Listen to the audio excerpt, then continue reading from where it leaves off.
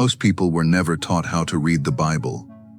They were taught how to quote it, defend it, fear it, use it, but not how to enter it. That is why some people can recite verses and still feel untouched, still confused, still hungry. They sit with scripture like it is a locked room, and everyone around them keeps pretending the door is obvious. Maybe you know that feeling. You open the page, your eyes move, your mind tries, but nothing opens. And after a while, the silence starts to feel personal. You begin to wonder if the problem is you. It isn't. The problem is that the Bible is not a flat book. It is a living field, a library of patterns, a sacred architecture of story, symbol, law, poetry, prophecy, witness, and unveiling. And if you read every room the same way, of course you get lost. Some people read poetry like instruction manuals. They read prophecy like breaking news. They read wisdom like guarantees. They read revelation like panic. Then they wonder why everything feels distorted. You were not meant to read scripture like a machine. You were meant to read it awake. And this is where the quantum lens matters. Not because the Bible is secretly teaching modern physics, but because scripture keeps revealing the same mystery. The invisible shapes the visible. The inner world moves the outer one. What you agree with in secret begins to organize your life in public. That pattern is everywhere. A seed becomes a tree. A thought becomes a stronghold. A word becomes a world. Faith moves before evidence does. Fear does too. So when we read the Bible through a quantum lens, we stop asking only, what happened back then? We start asking, what unseen principle is being revealed here? What inner posture is creating this outer reality? What is this book trying to awaken in me, not just tell me? If you have ever read the Bible and felt like everyone else got the map except you, write, I'm still learning, in the comments. Not as embarrassment, as honesty. Because honesty is where revelation begins. If you want to understand the whole Bible without drowning in all 66 books at once, start with 8. 8 doors. 8 frequencies. 8 great chambers that teach you how the whole library breathes. Start with Genesis. Genesis is not just the beginning of history. It is the beginning of pattern, light and darkness, order and chaos, blessing and fracture, identity and deception, seed and harvest, trust and separation. Genesis shows you that reality begins in the unseen before it appears in form. God speaks, and what is spoken becomes structure. That alone should slow you down, because it means words are never small, agreement is never harmless, attention is never neutral. Genesis is where you learn that the first battle in human life was never merely about behavior. It was about perception. A lie entered consciousness before exile entered experience. That is quantum, not as science language, as spiritual architecture. The inner distortion came first. The outer collapse followed. That is why Genesis still lives inside every human life. Every time you believe a false name, you feel the garden close. Every time you return to truth, something in you starts opening again. Then comes Exodus. Exodus is not just a rescue story. It is the exposure of bondage. And bondage is never only external. Yes, Pharaoh is real. Egypt is real. Oppression is real. But the deeper revelation of Exodus is that people can leave the system physically and still carry it internally. They crossed the water, but fear crossed with them. They moved locations, but not all at once in consciousness. That is why so many people pray for a new life and still recreate the old one.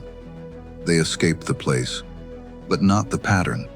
Exodus teaches you that deliverance is not complete when chains break. It is complete when identity changes, when the soul no longer expects slavery, when the heart stops calling captivity familiar, when the voice of God becomes more believable than the memory of Pharaoh. That is not ancient only, that is personal. Then Psalms. Psalms is where the mask dies. This is one of the reasons so many wounded people secretly love this book. Because Psalms does not pretend. It cries. It shakes. It accuses. It worships. It remembers. It collapses and rises in the same breath. Psalms teaches you that God is not frightened by the human interior. A lot of people were taught to come before God cleaned up. Psalms says come truthful. Through the quantum lens, this matters deeply. Because what is unspoken often stays unhealed. What is buried often keeps emitting its signal. What is denied often keeps shaping the atmosphere of a life. Psalms is the sacred permission to bring the whole field of your being into presence. Not the polished part, the real part. The trembling, the grief, the jealousy, the relief, the praise that barely has breath left. And strangely, that honesty is what starts reordering the soul. Then Proverbs. Proverbs is not flashy. It does not scream. It trains your sight. It teaches you how reality tends to move. Not every proverb is a rigid promise. It is deeper than that. It is wisdom learning the grain of existence. The tongue matters. Timing matters. Discipline matters. Pride bends a life. Humility opens one. Small choices accumulate. Private habits become public destiny. Proverbs is where you begin to understand that life is not random the way wounded people sometimes think it is. Patterns repeat. Motives matter. Thoughts leave trails. The quantum lens helps here because it reminds you that repeated inner states become repeated outer experiences. People call it fate. Scripture often calls it a path. If this is resonating in you, let your like be a quiet yes. Not to me. To the truth that has been knocking on you for a long time. Then Isaiah. Isaiah feels like thunder in a temple. It is beauty and warning at once. Judgment and hope, fire and tenderness. Isaiah sees what people hide under ceremony. It exposes false worship, false security, false power. But it also carries some of the most breathtaking hope in the entire Bible. Deserts bloom. Darkness breaks. The ruined are rebuilt. The weary are lifted. Isaiah teaches you that prophecy is not merely prediction. It is perception under divine light. It sees what kind of future is already forming inside the present. That is why prophetic words can feel so piercing. They do not only speak to what you did, they speak to what you are aligning with. That is quantum again. What reality are you feeding? What future are you rehearsing? What inner allegiance is becoming tomorrow's landscape? Now step into John. John does not read like surface religion. It reads like mystery becoming flesh. Light, word, water, bread, vine, earth, glory. John keeps moving beneath appearances. People see a miracle. John wants you to see a sign. People see bread multiplied. John wants you to ask what hunger really is. People see blindness healed. John wants you to question whether sight and blindness have deeper meanings than the eyes alone. This is one of the most important books for learning the quantum lens of Scripture because John keeps revealing that visible events carry invisible revelation. The Word became flesh.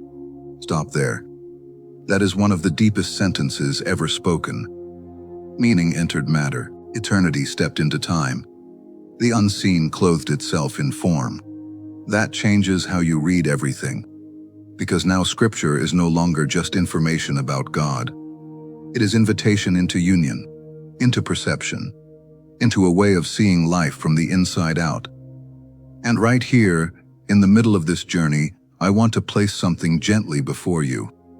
If you have been wanting a practical way to work with Scripture, reflection, and real money alignment without separating the spiritual from the everyday, the Quantum Wealth Scripture Journal is waiting for you. 30 days. Bible. Reflection. Practical money moves. It is in the description and first comment for those who want more than inspiration, for those who want integration. Then Romans. Romans is where many people get intimidated, because it is deep, dense, precise. But beneath all of that, Romans is asking one haunting question. What power is running your life from the inside? Is it fear? Is it law? Is it guilt? Is it performance? Is it separation? Is it the old self still trying to survive by the old script? Romans is not obsessed with making people religious. It is obsessed with unveiling the battle between two operating systems: the old mind, the renewed mind, the old allegiance, the new creation, the flesh that reacts from fracture, the spirit that lives from union. That is why Romans matters so much in a quantum reading of Scripture, because it is not merely telling you to behave better.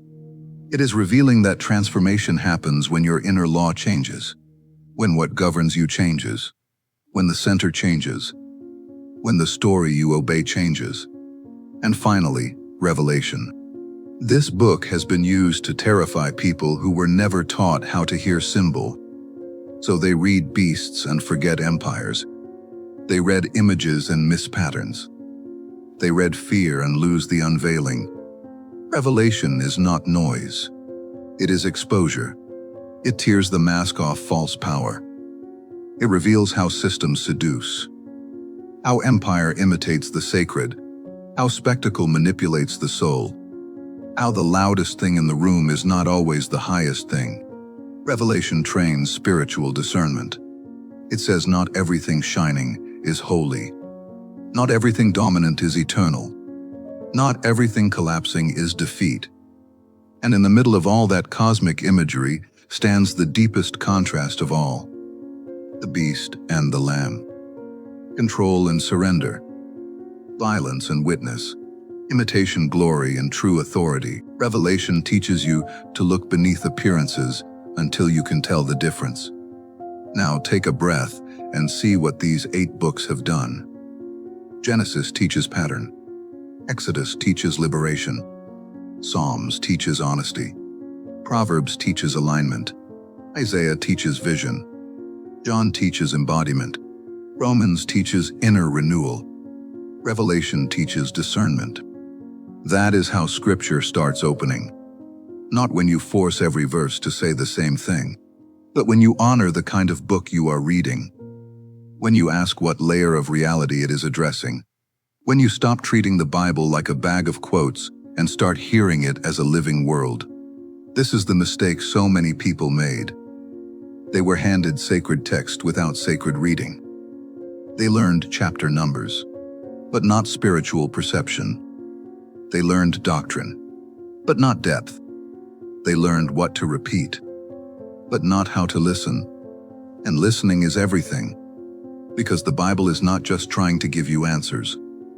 It is trying to form a different human being, a human being who can see, who can hear, who can discern, who can stand in chaos without becoming chaos, who can recognize that what is happening within is not separate from what keeps happening around. If that is the kind of journey you have been craving, subscribe. Not out of habit, as a doorway. This space is for people who know there is more beneath the surface than religion usually admits. And for those who choose to support this work through membership, thank you. Deeply. That support helps keep this channel alive, and members also receive early access to new videos before they are released publicly.